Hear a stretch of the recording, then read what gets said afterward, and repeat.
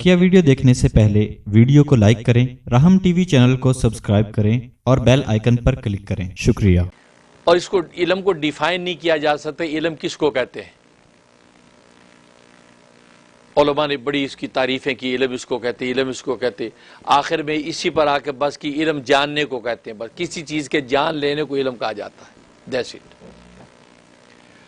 اس لیے کہ عید الضحیٰ کی جتنی تعریفات کی جائیں تو اونچا کرو، جتنی بھی تعریفات کی جائیں وہ تعریفات جو یا جامع نہیں ہیں یا معنی نہیں ہیں، لیکن بس بنیاد یہی کہی کہ علم کس کو کہتے ہیں؟ جاننے کو علم کہتے ہیں، نالج، جاننا، علم، بس۔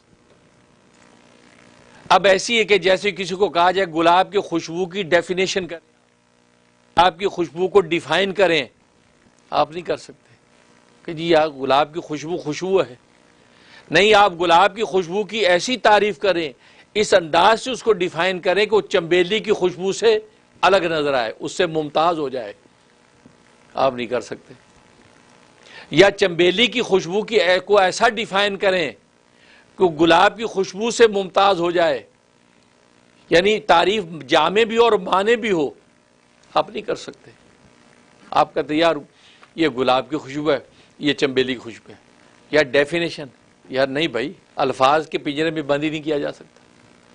تو بس یوں سمجھے کہ علم کی ڈیفینیشن کے بارے میں بھی محقق علماء نے یہ کہہ دیا کہ بس اس کو ڈیفائن الفاظ میں کیا جا سکتا، اتنا کہتے جاننے کو علم کہتے ہیں۔